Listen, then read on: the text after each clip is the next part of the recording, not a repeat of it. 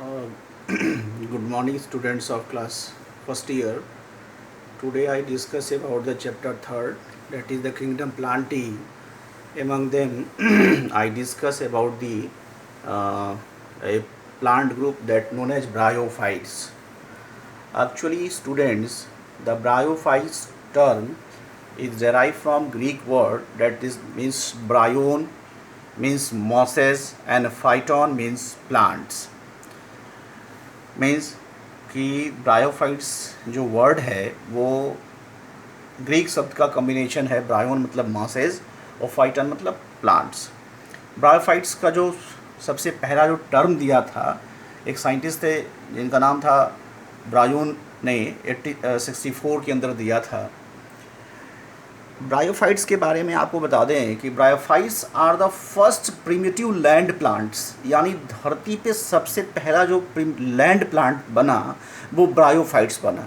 जैसे कि एम्फीबियंस आए थे कि they are the first land animals, similarly bryophytes are the first land plants that are coming first on the earth's surface. In this plant group there is no vascular tissue, that is xylem and phloem, and no flower, fruit and seed formation take place. ठीक है कि इस plant group में flower, fruit और vascular tissue मतलब xylem और phloem, flower, fruit नहीं बनता है। इसकी जो पोजीशन है ब्रायोफाइट्स की, they are the intermediate between the algae and pteridophytes. Algae and pteridophytes, they are the position is the intermediate, यानी ब्रायोफाइट का जो पोजीशन कहाँ पे है, एल्गी और टेरिडोफाइट का जो प्लांट ग्रुप है, ये भी एक प्लांट है, प्लांट ग्रुप है, ये भी एक प्लांट ग्रुप है, उसके बीच में जो प्लांट ग्रुप आता है उसको क्या बोलते हैं, ब्रायोफाइट्स बोलते हैं। क्लियर है? फिर से बता दूं कि जो bryophytes the position is intermediate between the algae and bryophytes. Bryophytes algae I will be send you the material, but the pteridophyte I will discuss you in next video. Bryophyte found where? Bryophytes are found mostly moist, marshy surface, shady areas.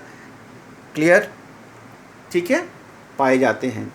Bryophytes को fertilisation करने के लिए bryophytes को fertilisation करने के लिए water की need होती है। फिर से बता दूं कि bryophytes require water for their fertilization. Clear? For this reason this plant group is known as amphibians of plant kingdom.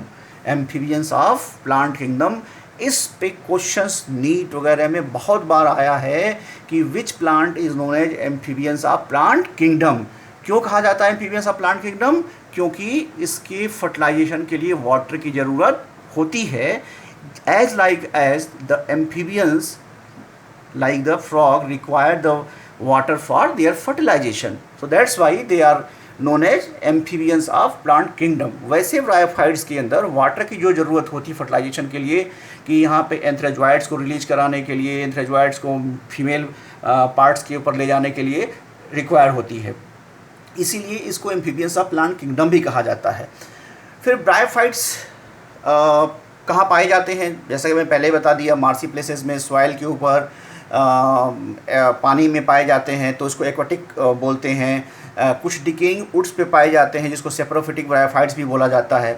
Bryophyte के लाइफ साइकिल में दो फेजेस आते हैं, एक होता है गैमेटोफिटिक फेज, और दूसरा होता है स्पोरोफिटिक फेज। जो गैमेटोफिटिक फेज होता है डोमिनेंट होता है in the life cycle of bryophytes, haploid होता है, ग्रीन होता है, लॉन्ग लिव्ड होता है और इंडिपेंडेंट होता है। क्लियर? फिर से बता दूं कि ब्रायोफाइट्स के लाइफ साइकिल में दो स्टेज आते हैं, एक होता है आपका गैमेटोफिटिक फेज, दूसरा होता है sporophytic phase. Gametophytic phase dominate, haploid, green, long lived होता है, जबकि स्पोरोफिटिक फेज जो होता है वो डिप्लॉयड होता है, dependent on the gametophytic phase. Sporophytic phase किस पे होगा कि आपके जो है कि गैमेटोफिटिक, यानी ये वाला फेज इस पे डिपेंडेंट होगा। अब क्या कि life cycle of bryophyte showing the alternation of generation means gametophytic phase changes into sporophytic phase and sporophytic change into gametophytic phase are diploid stage is changes into the haploid phase and haploid phase changes into the diploid phase. फिर से बता दूं कि alternation of generation क्या है कि gametophytic phase changes into sporophytic phase and sporophytic phase is changes into the gametophytic change. और वैसा वर्षा क्या है कि haploid phase is replaced by diploid phase and diploid phase is replaced by haploid phase is known as alternation of generation. Good morning students of the first year. Next topic, that is the bryophytes. In bryophytes no roots are found. In the place of roots there is a root-like structure is found that is known as rhizoids, which is two type, appendiculate and a ligulate type. The tuberculated rhizoids and the smooth walled rhizoids two types के होते हैं. इसका काम क्या होता है कि help of attachment with the soil to the thallus. Plant body जो होती है थैलवाइड होती है, मतलब plant body is the thalloid means no body is divided into root stem and leaves. Thalloid का मतलब हुआ कि बॉडी जो होती है रूट स्टेम लीफ में डिवाइड नहीं होती है. रिप्रोडक्शन जो होता है वो वेजिटेटिव होता है, वेजिटेटिव और सेक्सुअल मोड में होता है. एसेक्सुअल रिप्रोडक्शन नहीं पाया जाता है. वेजिटेटिव रिप्रोडक्शंस पाइजीमा कप होता है, ठीक है. जीमा कप लाइक स्ट्रक्चर बनता है. एक जीनस है उसका नाम है मार्केंसिया, उसके अंदर और प्लेजियोकैस्मा के अंदर. सेक्सुअल रिप्रोडक्शन जो होता है वो ऊगैमस टाइप का होता है. मतलब ऊगैमस का मतलब हुआ कि मेल सेक्स आर्गन को एंथ्रीडियम कहा जाता है या एंथ्रीडिया कहा जाता है और फीमेल सेक्स आर्गन को आर्चिगोनिया कहा जाता है. This is the female sex organ and this is the male sex organ, ठीक है. एंथ्रीडिया प्रोड्यूस एंथ्रेजॉइड्स और आर्चिगोनिया प्रोड्यूस एग्स, ठीक है. आफ्टर फर्टिलाइजेशन जाइगोट बनता है, जैसा कि आप जानते हो सीनगैमी के बाद, और वो जाइगोट डिवाइड करके क्या बना लेता है, स्पोरोफाइट बना लेता है. जो स्पोरोफाइट फूड, सीटा और कैप्सूल में डिवाइड होता है. कहीं कहीं सिर्फ कैप्सूल होता है और बाकी जगह फूड, सीटा और कैप्सूल होता है, ठीक है. स्पोरोफाइट्स के अंदर से स्पोर रिलीज होते हैं after the reduction division. RD मतलब होता है रिडक्शन डिवीजन या मियोसिस बोलते हैं, सर ने आपको पढ़ाया होगा. और जब रिडक्शन डिवीजन होता है तो स्पोर्स निकलते हैं. जैसे ही फेवरेबल टाइम मिलता है इनको जर्मिनेट करते हैं और ये न्यू थैलस बना लेते हैं.